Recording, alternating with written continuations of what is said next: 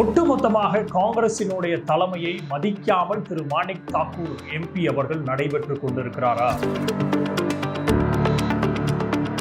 காங்கிரஸ் திமுகவினுடைய உரசலுக்கு மாணிக் தாக்கூருக்கு என்ன நிலை வந்திருக்கிறது? அதை பிரித்து விடுறதற்கு அவருக்கு பின்னாடி இயக்கக்கூடிய சக்தி என்ன?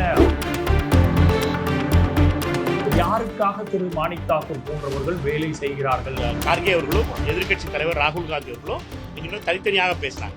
எல்லாரும் அதுல ஒரு கருத்தை சொல்லியிருக்கோம்.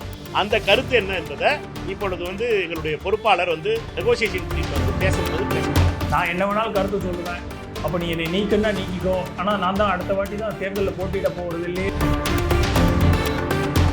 காங்கிரஸும் கோஷ்டி பூசலும் இது தமிழகத்துல மட்டுமல்ல, ஒட்டுமொத்தமான இந்தியாவிலேயுமே இன்றைக்கு காங்கிரஸ் மிகப்பெரிய ஒரு பின்னடைவை சந்திச்சிருக்கிறதுக்கு மிக முக்கியமான காரணம் அது உள்ளேயே நடக்கக்கூடிய பல்வேறு கோஷ்டி பூசல்கள். அப்படின்னு சொன்னா யாரும் நம்பாம இருக்க போறதே கிடையாது. ஏன்னா ஒட்ட வெளிச்சமாக இது ஒவ்வொரு மாநிலம் விட்டு மாநிலம் மிகப்பெரிய ஒரு பிரச்சனையாக காங்கிரசினுடைய தலைமைக்கு இருக்குது அப்படிங்கிறது தான் நிதர்சனமான உண்மை.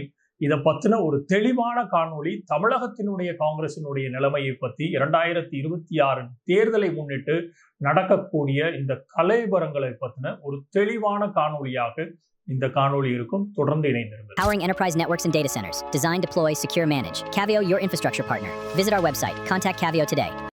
மாணிக் தாக்கூர் ஒட்டுமொத்தமாக காங்கிரசினுடைய தலைமையை மதிக்காமல் திரு மாணிக் தாக்கூர் எம்பி அவர்கள் நடைபெற்றுக் கொண்டிருக்கிறாரா அப்படிங்கிற ஒரு பார்வையை, அது திமுகவை எதிர்த்து அவர் பேசக்கூடிய கருத்துக்களை மட்டும் வைத்து அல்ல, ஒட்டுமொத்தமாக காங்கிரசினுடைய ஹைகமாண்ட் டெல்லியில் இருந்து ஒரு பார்வையை அவருக்கு முன்வைத்திருக்கிறது. ஒரு வேண்டுகோள் கடந்த கட்டளையை அவருக்கு விதித்திருக்கிறது. நீங்கள் எக்காரணத்தை கொண்டும் பொதுவெளியில் மீடியா முன்னாடி கூட்டணி குறித்து பேசக்கூடாது அப்படிங்கிறத தெள்ளத் தெளிவான ஒரு பார்வையாக மாணிக் தாக்கூர் போன்றவர்களுக்கு, பிரவீன் சக்கரவர்த்தி போன்றவர்களுக்கு, ஜோதிமணி போன்றவர்களுக்கு நிலை நிறுத்தியுள்ளது காங்கிரசினுடைய தலைமையகம் கடந்த மீட்டிங்ல. ஆனால் திரு மாணிக் தாக்கூர் அவர்கள் இந்த ஒரு கட்டளையை நிவர்த்தி செய்கிறாரா, பூர்த்தி செய்கிறாரா அப்படின்னு பார்த்தீங்கன்னா இல்லவே இல்லை. தினம்தோறும் தமிழகத்தில் பல்வேறு மீடியாக்களை சந்தித்து கொண்டு ஆட்சியில் அதிகாரத்தில் பங்கு வேண்டும் அப்படிங்கிற அந்த ஒற்றை குரலை தொடர்ந்து எழுப்பி கொண்டே வருகிறார். அதே சமயம் நேற்று அவர் எழுப்பி இருக்கிற மற்றொரு குரல், நான் எப்படியும் எம்பி எம்எல்ஏக்கு பதவிக்கு நான் அடுத்ததாக வரப்போறதில்லை அப்படின்னு சொல்றார்.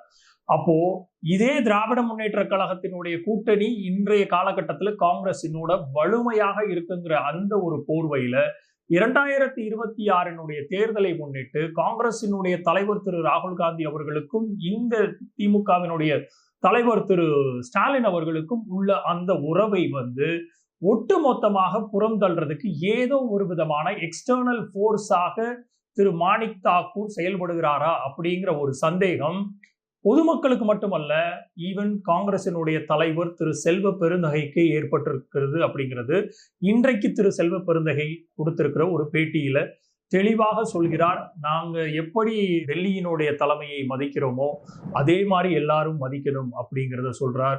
காங்கிரசினுடைய தமிழக தலைமையையும் மதிக்கணும் அப்படிங்கிறத தெளிவாக கூறுறார். ஆனா இந்த தலைமையை மதித்தல் அப்படிங்கிறத திரு மாணிக் தாக்கூர் அவர்கள் இடது கையால் அப்படி புறந்தள்றதை தான் நம்ம தொடர்ச்சியாக பார்த்து கொண்டு இருக்கிறோம். அப்போ 20 ஆண்டு காலத்துக்கு மேலாக இந்தியா கூட்டணியை மிக முக்கியமான ஒரு அங்கமாக விதிக்கக்கூடிய காங்கிரஸ் திமுகவினுடைய உரசலுக்கு மாணிக் தாக்கூருக்கு என்ன நிலை வந்திருக்கிறது? அதை பிரித்து விடுறதற்கு அவருக்கு பின்னாடி இயக்கக்கூடிய சக்தி என்ன அப்படிங்கிறதை காங்கிரசினுடைய தலைமை கண்டறியதோ இல்லையோ, ஒட்டுமொத்தமாக திராவிட முன்னேற்ற கழகத்தின் பால் இருக்கக்கூடிய ஒட்டுமொத்த தொண்டர்களும் அவருடைய ஒவ்வொரு பேச்சுக்களையும் ரொம்ப ரொம்ப சீரியஸான ஒரு கட்டத்தை நோக்கி செல்வதை உணர்கிறார்கள். ஏன்னா இது RSS பின்புலத்தில் பாஜகவினுடைய ஒரு கைக்கூலியாக திரு மாணிக் தாக்கூர் செயல்படுகிறாரா அப்படிங்கிற ஒரு பார்வையை தொடர்ந்து எழுப்பிக் கொண்டே வருகிறார்கள். இதற்கு மிக முக்கியமான காரணம், ஆட்சியில் பங்கு, அதிகாரத்தில் பங்கு அப்படிங்கிறது மாநிலத்தினுடைய கொள்கைக்கு மட்டுமல்லாமல் திமுகவினுடைய ஒரு ஃபவுண்டிங் பிரின்சிபல், அதுதான் கோர் பிரின்சிபலாக இருக்கக்கூடிய மிக முக்கியமாக மக்களாட்சி தத்துவத்துல அவர்களுக்கு வைத்திருக்கக்கூடிய பிரின்சிபலே மாநிலத்தில் மாத்திரம் கண்டிப்பாக சுயாட்சி தான், மத்தியில் வேணால் கூட்டாட்சி அப்படிங்கிற அந்த தத்துவத்துல தான் அவர்கள் ஃபவுண்ட் செய்யப்பட்டு நிறுவனம் ஆரம்பிக்கப்பட்ட நிறுவனர் தலைவர்ல இருந்து இன்று வரைக்கும் திமுகவினுடைய கொள்கையாக இருந்து கொண்டிருக்கிறது. அப்போ இந்த ஒரு கூட்டணியை சிதிலமடைய செய்து காங்கிரஸை திமுக கூட்டணியிலிருந்து வெளியில கொண்டு வந்தாலே மிக முக்கியமாக பல்வேறு அசைன்மெண்ட் ஆர்எஸ்எஸ்னுடைய பிஜேபியினுடைய அசைன்மெண்ட் கம்ப்ளீட்டாக டிக் செய்யப்படும் அப்படிங்கிறது தெரியாதவர்கள் அல்ல தமிழகத்தின் அரசியலை உற்று நோக்கக்கூடியவர்கள். அப்போ யாருக்காக திரு மாணிக் தாக்கூர் போன்றவர்கள் வேலை செய்கிறார்கள் அப்படிங்கிறது தெள்ளத் தெளிவாக அவருடைய முந்தா நாள் உள்ள பேட்டியே தெரியுது.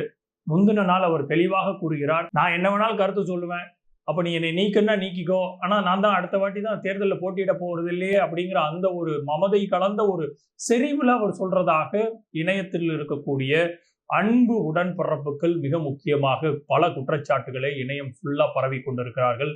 இதற்கு மிக முக்கியமான காரணம் ஒட்டுமொத்தமாக மாணிக் தாக்கூருக்கு ஒரு வேண்டுகோளையும் திமுகவினுடைய உடன்பிறப்புகள் சோசியல் மீடியால வைக்கிறத நம்ம பார்க்கிறோம்.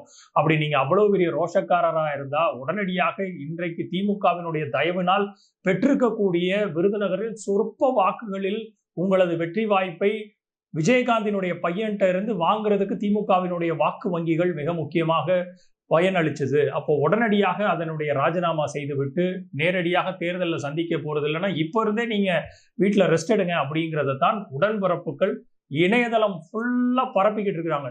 இதைத்தான் திரு மாணிக் தாக்கூர் அவர்கள் அல்லற சில்லற ஐடி விங் அப்படின்னு திமுகவினுடைய ஐடி விங்கை பார்த்து ஒரு விமர்சனத்தையும் வைக்கிறார். அவர்கள் போன்றவர்கள் எங்களை அவமானப்படுத்தும் பொழுதோ அமைச்சர்கள் அவமானப்படுத்தும் போது அமைதியாக விட்டீர்கள் என்றால் இந்த அல்லற சில்லற ஐடி டீம் பண்றதை கூட விட்டுருங்க. ஒட்டுமொத்தமாக எது எப்படியோ காங்கிரசினுடைய தயவு திமுகவுக்கு தேவையா இல்ல திமுகவினுடைய தயவு காங்கிரசுக்கு தேவையா அப்படிங்கிறது இரண்டாம் பட்சம். ஒரு கோயலேஷனாக கூட்டணியாக காங்கிரசும் திமுகவும் கடந்த 2 to 3 டிகேடுகளாக 20 வருடங்களை தாண்டி இன்றைக்கு மிக முக்கியமான ஒரு கூட்டணியாக இந்திய கூட்டணியினுடைய மிக முக்கியமான தலைவராக பிரதம மந்திரி வேட்பாளராக முதலில் அறிவித்தது இங்க உள்ள திராவிட முன்னேற்ற கழகத்தின் தலைவரும் முதலமைச்சருமான திரு MK ஸ்டாலின் அவர்கள் அப்படிங்கிறத ராகுல் காந்தி அவர்கள் ஒரு நம்பிக்கையுடன் ஒரு நன்றி உணர்ச்சியுடன் அவரை முதலமைச்சரை அணுகுகிறார் அப்படிங்கிறது அவருடைய ஒவ்வொரு பேட்டியிலிருந்தும் ஒவ்வொரு மீட்டிங்ல இருந்தும் நம்மளுக்கு தெரிய வருது. அப்போ அதே பார்வையில் தான் திரு MK ஸ்டாலின் அவர்களும் தனது சொந்த சகோதரராக ராகுல் காந்தி அவர்களையும் அம்மையார் சோனியா காந்தி அவர்களையும் பிரியங்கா காந்தி அவர்களையும் பாவித்துக் கொண்டிருக்கிறார். அப்போ இது எல்லா சூழ்நிலை கணக்குகளையும் அரசியல் கணக்குகளையும் புறம் தள்ளுற மாதிரி இன்றைக்கு 2026 தேர்தல் மிக முக்கியமாக நெருங்கி கொண்டிருக்கிற பல்வேறு மாநிலங்கள்ல காங்கிரசுக்கு பின்னடைவை ஏற்பட்டால் கூட தமிழகத்தில் ஒரு ஸ்ட்ராங்கான ஒரு பவராக வைத்திருக்கிறதுக்கு திமுகவினுடைய கூட்டணியும் மிக முக்கியமான ஒரு அங்கம். ஸோ அப்படி இருக்குங்கிற இந்த போர்வையில மாணிக் தாக்கூர் போன்றவர்கள் யாருடைய வாய்ஸாக இருக்கிறார்கள், யாருடைய சத்தமாக ஒரு அறக்கூச்சலாக அவலமாக இருக்கிறார்கள் அப்படிங்கிறது போக போக தெரியும்.